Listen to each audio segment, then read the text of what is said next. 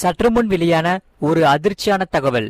குடும்ப தலைவிகள் மிகவும் சோகத்தில் இருக்கிறார்கள். ஏனென்றால் உஜ்வாலா யோஜனா சிலிண்டர் மானியமானது ரத்து செய்யப்பட்டுள்ளது என்று அனைத்து குடும்ப தலைவிகளும் மிகவும் வேதனையில் இருக்கிறார்கள். மாற்றி யோசித்த மத்திய அரசு அது என்னென்ன என்பதை இங்கே பார்ப்போம். நீங்க மறக்காம வீடியோக்கு ஒரு லைக் பண்ணிட்டு சேனலை சப்ஸ்கிரைப் பண்ணிட்டு வீடியோவை கடைசி வரைக்கும் முழுமையா பாருங்க. 2026 2027 நிதியாண்டில் வீட்டு உபயோக எல்பிஜி சிலிண்டர் மானியத்துக்காக அரசுக்கு ஏற்படும் செலவு கணிசமாக அதிகரிக்க வாய்ப்புள்ளதாக சொல்லப்படுகிறது. இதனால் சமையல் எரிவாயு சிலிண்டர்களுக்கு மத்திய அரசு வழங்கி வரும் மானியமானது தொடருமா என்ற கேள்வி எழுந்துள்ளது. இதில் சர்வதேச சந்தையில் எல்பிஜி விலையில் ஏற்படும் ஏற்ற இறக்கங்களால் மத்திய அரசு தீவிர ஆலோசனையில் ஈடுபட்டுள்ளதாகவும் தகவல்கள் வெளியாகி உள்ளது. அந்த வகையில் அமெரிக்கா ஈரான் இடையேயான போர் காரணமாக உலக அளவில் எண்ணெய் விநியோக சங்கிலியில் பெரும் பாதிப்பு ஏற்பட்டுள்ளது. ஹார்மூஸ் நீரிணை கடற்பகுதியை கடக்கும் கப்பல்கள் மீது தாக்குதல் நடத்தப்படலாம் என்ற அச்சம் காரணமாகவே இந்தியாவுக்கு வரும் கப்பல்கள் ஆங்காங்கே நிறுத்தப்பட்டுள்ளது. இதனால் ஏற்கனவே போர் தொடங்கிய போது எரிவாயு விநியோகத்தில் பெரும் சிக்கல்கள் ஏற்பட்டது. இதில் வீட்டு எல்பிஜி சிலிண்டர் விநியோகத்திற்கு கட்டுப்பாடுகள் விதிக்கப்பட்டுள்ளதோடு வர்த்தக சிலிண்டர் விலை கணிசமாக அளவு உயர்ந்தது. இந்த எல்பிஜி மானியம் பொறுத்தவரை எல்பிஜி சிலிண்டர் மானியத்தால் அரசுக்கு கூடுதல் செலவு ஏற்படும் வாய்ப்புள்ளதால் அதனை நீக்க மத்திய அரசானது திட்டமிட்டுள்ளதாக வெளியாகியுள்ள தகவல் பொதுமக்களை அதிர்ச்சி அடைய வைத்துள்ளது. நடப்பு நிதியாண்டில் எல்பிஜி மானியத்துக்காக மத்திய அரசு சுமார் 1 லட்சம் கோடிக்கும் அதிகமாக செலவிட வேண்டிய நிலை உருவாகலாம் என்று சொல்லப்படுகிறது. மறக்காம வீடியோக்கு ஒரு லைக் பண்ணிட்டு சேனலை சப்ஸ்கிரைப் பண்ணிட்டு பாருங்க. 2026 மற்றும் 2027 மத்திய பட்ஜெட்டில் இதற்காக 30,000 கோடி ரூபாய் மட்டுமே ஒதுக்கப்பட்டுள்ளது. இதனால்தான் பட்ஜெட்டில் ஒதுக்கப்பட்ட தொகையை விட சுமார் 70,000 கோடி ரூபாய் வரை கூடுதலாக அரசுக்கு நிதி தேவைப்படலாம் என சொல்லப்படுகிறது. ஆகையால் சர்வதேச எல்பிஜி சந்தையில் ஏற்படும் ஏற்ற இறக்கங்கள் அனைத்துமே இந்தியாவின் மானிய செலவை பாதிக்கின்றன.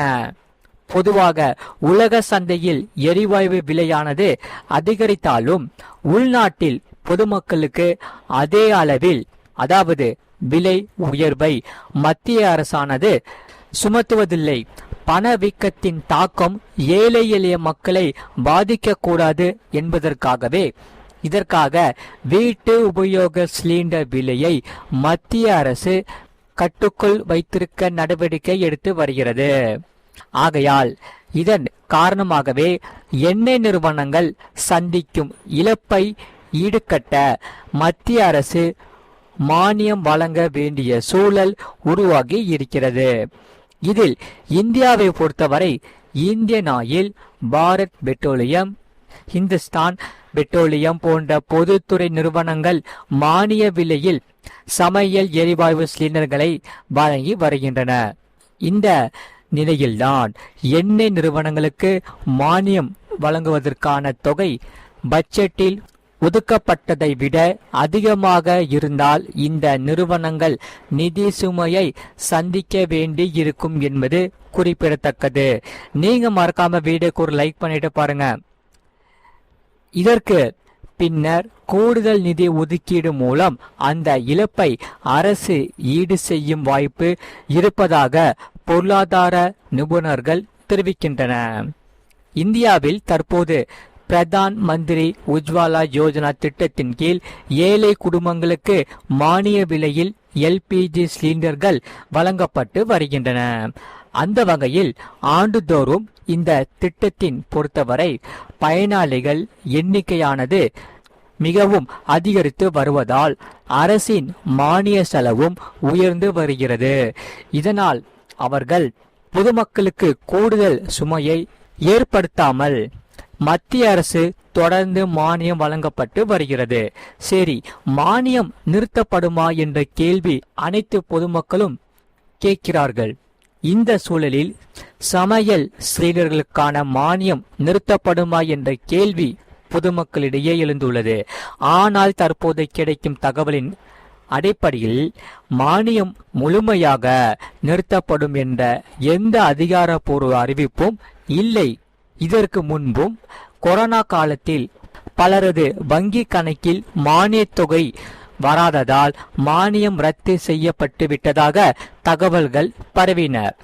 ஆனால் பின்னர் உஜ்வாலா திட்ட பயனாளிகளுக்கான மானிய உதவியானது தொடர்ந்ததோடு பின்னர் மானிய தொகையும் உயர்த்தப்பட்டது.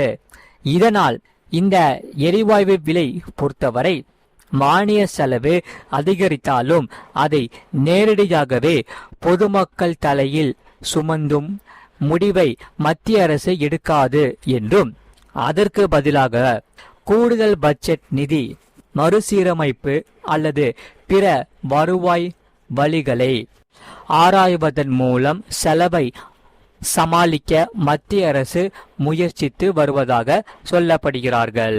இதனால்தான் அடுத்த சில மாதங்களில் சர்வதேச அளவில், அதாவது கச்சா எண்ணெய் விலையானது இதற்கு பொறுத்து மத்திய அரசு ஒரு சில முடிவுகளை எடுக்கலாம் எனவும், இதில் சர்வதேச சந்தையில் எரிவாயு விலையானது குறைந்தால் அரசின் மானிய சுமையும் குறையும் வாய்ப்பு இருக்கிறது. இதனால்தான் பொதுமக்கள் நலனை கருத்தில் கொண்டு அவர்கள் மிகவும் மத்திய அரசு எரிவாயு மானியத்தை குறைக்காது, ரத்து செய்யாது என்கின்றன பொருளாதார நிபுணர்கள். நீங்க மறக்காம வீடியோக்கு ஒரு லைக் பண்ணிக்கோங்க, சேனலை சப்ஸ்கிரைப் பண்ணிக்கோங்க, பக்கத்து பெல் பட்டனையும் கிளிக் பண்ணி வச்சுக்கோங்க.